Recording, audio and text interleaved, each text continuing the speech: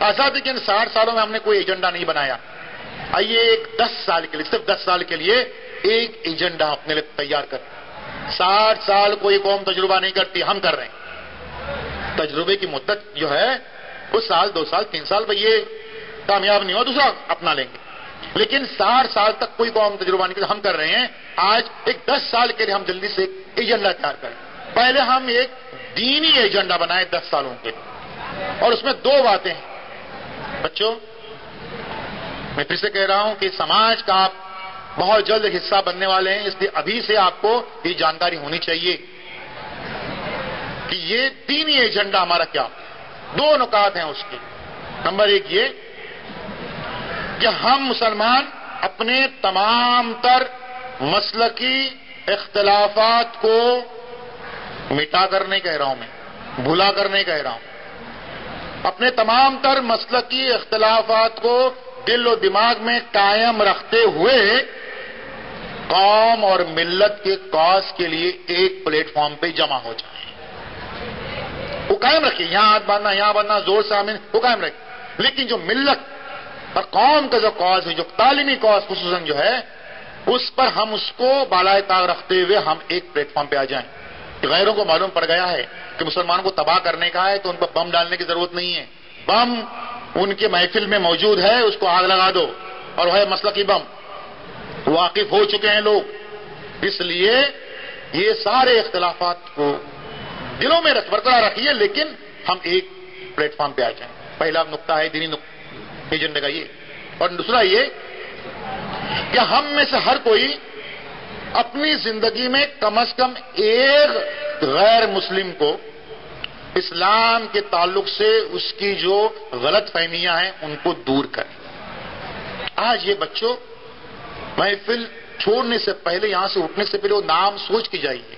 وہ سبھاش ہے، وہ چندرکانت ہے، وہ کون ہے، وہ دیسائی ہے، کہ ہم اس سے کبھی نہ کبھی اسلام، وہ فوراً اسلام قبول نہیں کرے گا، لیکن اسلام کے تعلق سے اس کے اندر جو زہر ہے وہ ختم ہو جائے گا، وہ ہمارا ساتھی بن جائے گا، پارٹنر بن جائے گا. کیونکہ یہ اختلافات جو ہیں، جو غلط فہمیاں ہیں اسلام کے تعلق سے، اسے ایک غیر مسلم کو زندگی میں، یہ ہے ہمارا دینی ایجنڈا. آئیے ہم تعلیمی ایجنڈا کی بات کریں. تعلیمی ایجنڈا ہمارا کیا ہو ان 10 سالوں کے، اور وہ یہ کہ اس قسم کے تعلیمی اجلاس جو ہیں وہ مسلسل قائم ہوتے رہیں، نمبر 1. اور نمبر 2 یہ کیا یہاں پر کافی تعداد میں لوگ ہیں، اتنی تعداد میں لگ بھگ کہیں اور ہوں گے جو آ نہیں رہے یہاں پر. اس قسم کے تعلیمی اجلاس میں جو بچے آتے نہیں ہیں، جو والدین آتے نہیں ہیں، ان کو اس تعلیمی دھارا سے جوڑنے کے لیے ہم کو کیا کرنا ہے؟ 60 سال تک تجربہ کیا، ہم نے بلائے، دعوت نامے بھیجے، آئے نہیں. 10 سال کے تجربہ ہمیں کریں. الٹی گنگا بہے کہ کنواں جو ہے وہ پیاسے کے پاس چلا جائے، ہم جائیں ان کے پاس. اس کو ہم نے نام دیا ہے اور کامیابی سے ہم کر رہے ہیں مختلف علاقوں میں. اس کا نام ہے تعلیمی گشت. ہم ان کے پاس میں جائیں کہ آپ کیوں نہیں آ رہے ہیں. آسان بات نہیں ہے ان کو کنوینس کرنا. وہ رونا لے کے بیٹھیں گے. میرا بچہ وہاں فیکٹری میں جاتا ہے، روز کے 50 روپے لے کے آتا ہے. آپ 50 روپے دیتے کیا؟ تو بھیجتے بچے کو اسکول میں. ہم کاپیاں دیتے ہیں، کتابیں دیتے ہیں، یونیفارم دیتے ہیں، بھیجتے ہوں. آسان نہیں ہے، لیکن ان کو ہم کو کنوینس کرنا پڑے گا. یہ دن کے 50 روپے جو آ رہے ہیں یہ وقتی فائدہ ہے، یہ کوئی پائیدار کوئی فائدہ نہیں ہے، مستقل ملنے والا نہیں آپ کے بچے کو. تو یہ 10 سالوں کے لیے ہم جو ہیں وہ لوگوں کے پاس چلے جائیں اور ان کو تعلیم کے لیے آمادہ کریں. بات ہو رہی تھی تعلیمی ایجنڈا کی. میں جلدی سے آ رہا ہوں معاشی ایجنڈا. میں پاس جا رہا ہوں کیونکہ مجھے بچوں آپ سے تفصیلی بات کرنی ہے، لیکن آپ کو جاننا یہ ضروری ہے کہ جو غلطیاں پہلے ہوئی ہیں وہ آپ نہ دہرائیں، اور آپ ایک نیا سماج جو ہے اس کی تشکیل کے لیے کیسے کام کریں. معاشی ایجنڈا ہمارا کیا؟ دیکھیے دنیا کے جتنے بھی نظام بچوں آپ نے پڑھا ہوگا، آپ کی تاریخ میں بھی ہے، انقلاب روس بھی ہے، انقلاب فرانس بھی ہے، ساری چیزیں ہیں آپ کی تاریخ میں بھی اور شامل ہیں. یہ مارکسزم، کمیونزم، سوشلزم، جتنے ازم ہیں اس میں معاشیات کے بڑے بڑے فارمولے لکھے ہوئے ہیں. ان سارے معاشیات پر، سارے ازم پر اسلام کی 2 باتیں بھاری ہیں. نمبر ایک یہ کہ ہمارا یہ عقیدہ اور ہمارا یہ فرض، اس کا نام ہے زکوٰۃ، کہ اپنی آمدنی سے ہم کو سال میں 2.5% حصہ جو ہے وہ غریبوں کو دینا ہے. سارے ازم اس میں کچھ نہیں ہے. اور دوسری یہ حدیث کہ اگر ہمارا پڑوسی بھوکا سو رہا ہے تو ہماری عبادتیں نامقبول ہیں. سارے مارکسزم سوشلزم کے جتنے فارمولے کتنا بھی سوچیے آپ اس کے اوپر، اس کے سامنے کوئی حیثیت نہیں رکھتے. معاشی ایجنڈا ہمارا یہ ہو کہ ہماری ہر بستی میں ایک بیت المال قائم، اور وہاں پر ایک اجتماعی نظم ہو.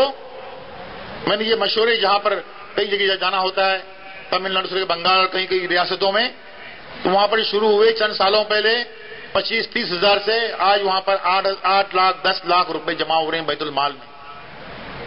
اور ان سے کئی ساری جو ضرورت مند لوگ ہیں ان کے کفالت ہونے کے علاوہ تعلیمی کفالت بھی ہو. سوال یہ پیدا ہوتا ہے کہ کیا کاپیاں کتابیں یونیفارم دے کر جو ہے اس جو ہمارا جو زکوٰۃ کی رقم ہے اس سے کیا ہم دے سکتے ہیں، اور دیں گے تو کیا ہم کو ثواب ملیں گے، اور ثواب ملیں گے تو کیا ثواب جاریہ ملیں گے، وغیرہ وغیرہ. سن لیجیے خواتین حضرات کہ ایک اپنی زکوٰۃ کی رقم سے ایک بچے کے ہاتھ میں آپ کتاب دے رہے ہیں، اس کا مطلب کیا ہوا؟ اس بچے کے ہاتھ میں کتاب دے رہے ہیں، اس کا مطلب یہ ہوا کہ اس بچے کے ہاتھ سے بھیک مانگنے کا کٹورا چھین رہے ہیں کہ بیٹا ان کو بھیک نہیں مانگنی ہے. اس کو اپنے پیروں پہ کھڑا کرنے کی قوت دے رہے ہیں، اس کو خود کفیل بنا رہے ہیں. اس کو خود کفیل بنانا، اس کی محتاجی کو دور کرنا، اس کو اپنے پیروں پہ کھڑے رہنا، اس کو کسی دوسرے کا محتاج نہ بنانا، کیا یہ ساری باتیں ثواب کے زمرے میں نہیں آتی؟ سوچنے کی بات ہے. معاشی ایجنڈا ہمارا یہ ہو کہ ہر ہمارے یہاں پر جو ہے بستی میں ہمارے بیت المال قائم، کتنی چھوٹی رقم سے کیوں نہ شروعات ہو جائے. ہم آتے ہیں سماجی ایجنڈا کی طرف، آخر میں آتے ہیں کہ ہمارا سماجی ایجنڈا کیا ہو اگلے 10 سالوں کے لیے. سماجی ایجنڈا ہمارا یہ ہو کہ یہ آل انڈیا دیکھیے آزادی کے 60 سال گزر گئے، آل انڈیا تنظیمیں کہ ہندوستان کے سب مسلمان ایک پلیٹ فارم پہ آ جائیں گے. ہندوستان کے سارے مسلمان ایک پلیٹ فارم پہ کبھی نہیں آ جائیں گے، اور جس دن آ جائیں گے غالباً وہ اس دنیا کا آخری دن ہوگا. اس کا انتظار مت کیجیے. اس لیے آل انڈیا کوئی تحریک اٹھے گی سب مسلمان ایک جگہ ہو جائے، اس سے کچھ فائدہ نہیں ہے. آج جا بجا ہر جگہ میں دیکھ رہا ہوں کہ جو محلہ تنظیمیں جو کام کر رہی ہیں وہ زیادہ مؤثر کام کر رہی ہیں ان ساری آل انڈیا تنظیموں سے. اس لیے ہم کو محلہ تنظیمیں جو ہیں وہ قائم کر رہی ہیں اپنے علاقے اپنے محلے کے. تو یہ ہم کو کرنا ہے.